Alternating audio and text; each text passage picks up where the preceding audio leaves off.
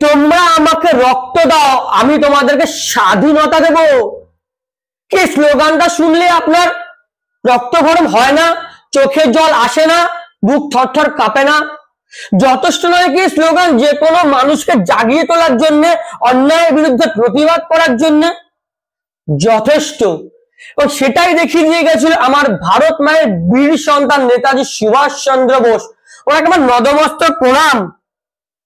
আর ঈশ্বরের জন্মদিন, ঈশ্বরের জন্মদিন আমাদের জানা আছে 23শে জানুয়ারি 1897 সাল, কিন্তু তার মৃত্যু জানা নেই। কেননা ঈশ্বরের শুধু জন্মদিন হয়, মৃত্যুদিন হয় না। আজ স্পর্ধার জন্মদিন, আর সেই মানুষটির জন্মদিন যিনি দেখিয়ে দিয়ে গেছিল যে ভারতবর্ষ কোন দেশের থেকে কোনো অংশে কম নয়। অত্যাচারী ইংরেজ সরকারের চোখে চোখ রেখে স্পর্ধা দেখিয়েছিলেন বলার, হ্যাঁ ইংরেজ, এদেশ আমাদের, দেশ ছাড়ো। উদ্বুদ্ধ করেছিল সমগ্র ভারত মায়ের সন্তানকে, এসো বন্ধু, ময়দানে এসো, লড়তে হবে অত্যাচারী ইংরেজের বিরুদ্ধে। এদেশ আমার, এদেশ আমার মা, এর সুরক্ষার দায়িত্ব, রক্ষার দায়িত্ব আমাদের। জানুয়ারি মাস শুধু একটা জানুয়ারি মাস নয়, এটা স্পর্ধার মাস। এই মাসে নেতাজি সুভাষ চন্দ্র বোস জন্মগ্রহণ করেছিলেন। শুধু নেতাজি সুভাষ চন্দ্র বোস নয়, আমাদের জাতীয় পশু পাখি গান সব আছে, কিন্তু কোনো জাতীয় মাস নেই।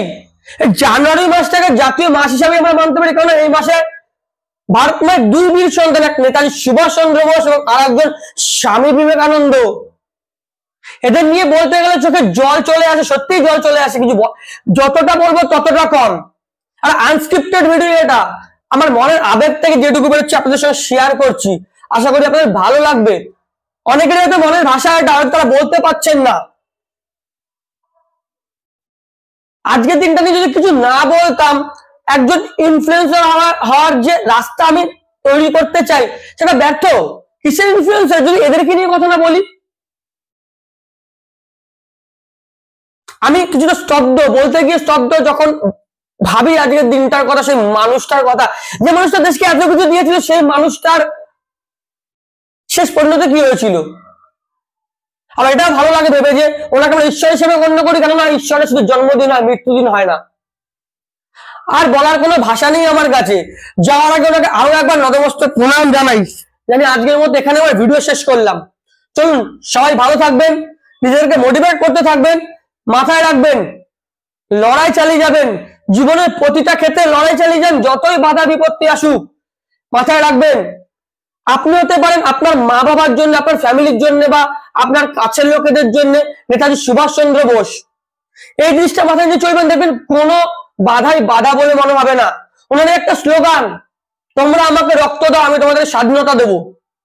জাস্ট এইটা মনে আনবেন যে একটা মানুষ সমগ্র ইংরেজ সরকারের বিরুদ্ধে আওয়াজ তুলেছিল।